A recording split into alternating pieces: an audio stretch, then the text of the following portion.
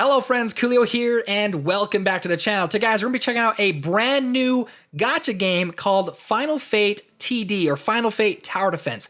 Now this is a new idol slash tower defense slash anime style game that just came out recently, and I've been playing it the last couple of days, and I've got to say I've actually been enjoying it. There's a lot of challenge to this game. There's a lot of unique aspects that I actually really like. Specifically, one of my favorite aspects is the anime art style. Now before we get too far into the video, I gotta let you guys know for full disclosure that this video is sponsored by Final Fate TD, and so if you're interested in checking the game out, then make sure to head on down to the description down below and download the game today. So let's go ahead and talk about this. My favorite aspect of this game has definitely got to be all the different characters, and like they've got some pretty cool character designs, specifically like their 2D animated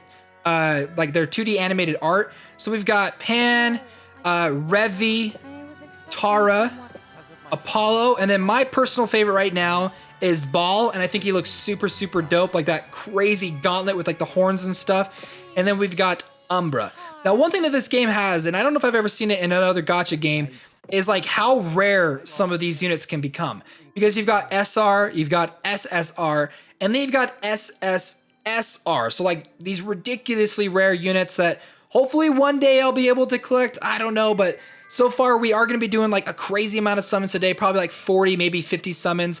But let's go ahead and actually jump in, and I'll show you guys the main gameplay. Now this is a tower defense game where you can kind of go and drop your units down. Now you can only place them on specific spots on the battlefield. You can see kind of those little platforms. If you want, you can hit quick deploy and the game will, automatically deploy them in genuinely a decent spot. Sometimes you might have to kind of mix and move them around just to make sure like they're actually in a good spot. Sometimes I found like it's not usually the best. But one thing I do recommend, because the game can get fairly difficult and some of these enemies can get really hard, is just to make sure that you check the enemy information to see what kind of enemies that you're going to be presented with on certain stages.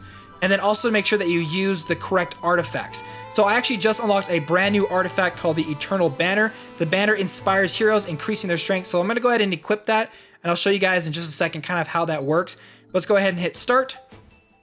Now the enemies are going to start just kind of coming down, making their way. They're trying to destroy like your main character, your main unit. But the interesting thing is like an idle game, which this game kind of gave me some vibes of idle games.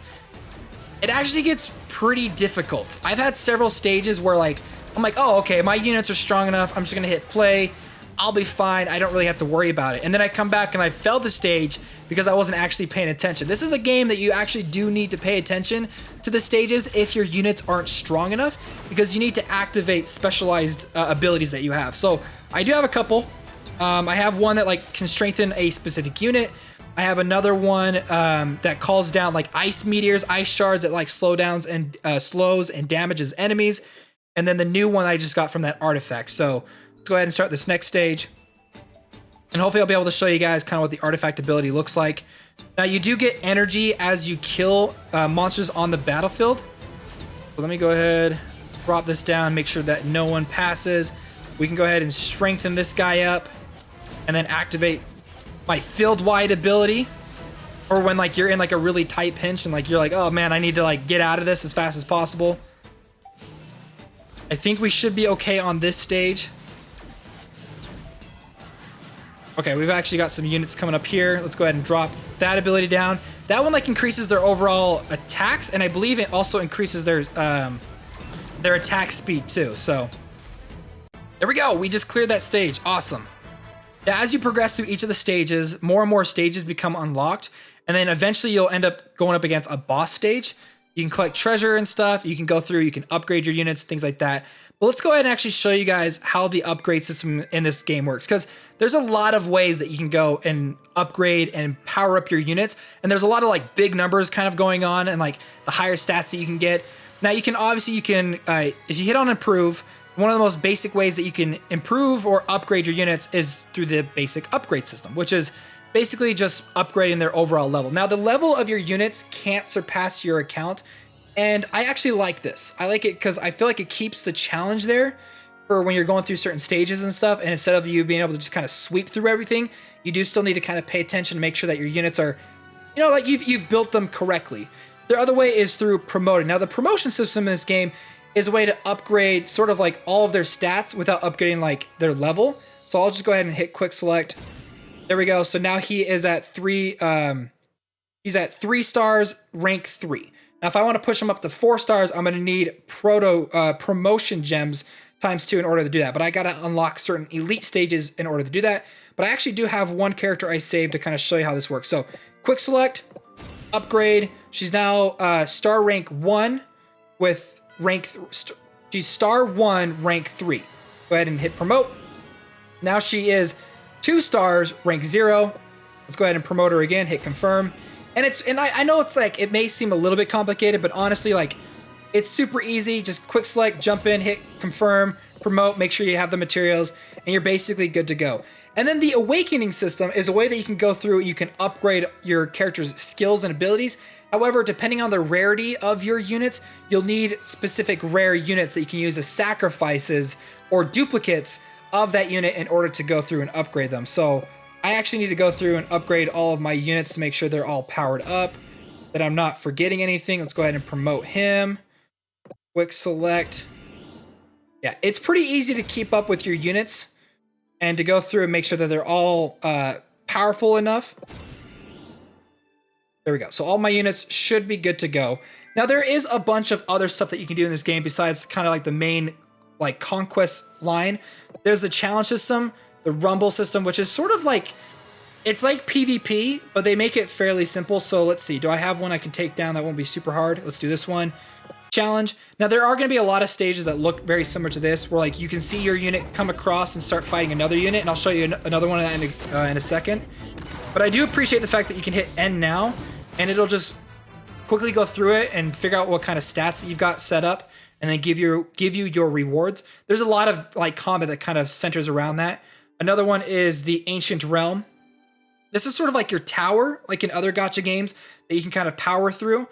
Each stage has a boss that you can fight through, and then after 10 seconds, you're able to hit end now, and you can see whether or not your team was strong enough to take on that boss. So it's easy. Like, this game has really easy progression, and like it's become sort of like a secondary game to me. I can just hop in, play for a little bit, feel like I've like progressed my account enough, and then come back later to collect my rewards. So it's definitely a pretty easy kind of casual game to get into.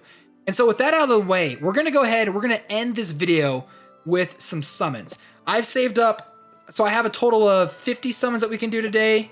Yeah, or just a little bit under 50. So let's go ahead and summon and see if we can't get anything super, super rare. We've got, ooh, Da Vinci. Like, look at that. Like, the art in this game is really good. And Da Vinci, AoE corrosion, reduces magical resistance, AoE magic damage. Dang, I really, really like the art on that. And then we get all of our other stuff. So we've got a bunch of units that we can use to sacrifice for our other units to power them up and stuff. But I really like that Da Vinci one. SR, his name is just Kid. He's got like, dang, that's cool. He's got like a shield that's like a metal ring around his arm, and he's got wheels for feet. Yeah, the characters in this are really unique. Okay, so I already have Pan, so I can actually use that to upgrade the Pan I currently have. And Leopold, dang, look at him. He's got like black crow feathers on his arms surrounded by like orange energy. Okay, so if I wanted to, because Leopold's actually brand new, and one thing too, the game will actually tell you like, hey, by the way, we have a better unit for you. So we go to Pan, hit better hero. I'm assuming the one that's stronger is probably gonna be Leopold, so we'll go ahead and replace that with Leopold, and then we'll replace them. I want to use Da Vinci because Da Vinci looks cool. I don't think, yeah, I think Pan was my weakest one. So if I wanted to go and improve, I can enhance the equipment for my character, hit improve, upgrade, make sure that he gets all the way up to level 22, and go ahead and promote him.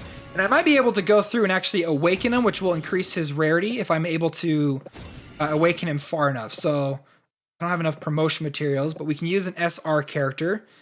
Let's just use you two. Awaken. Okay, let's see if we can awaken another time. We need 2. Let's just use Pan and Kid. Awaken.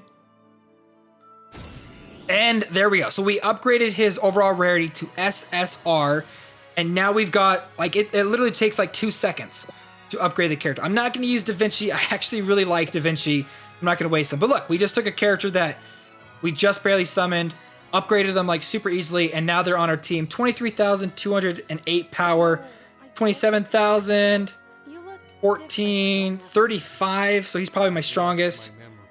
Yeah, so I'm going to have to go through and probably try to awaken a couple of these other characters. But so there you guys go. Final Fate Tower Defense. Again, if you guys enjoyed today's video, make sure to hit the like button, as well as thank you so much to Final Fate TD for sponsoring today's video. And if you guys are interested in checking the game out, then make sure to head on down to the description down below and download the game today. Guys, thanks so much for watching. My name's Koolio, and I'll see you next time.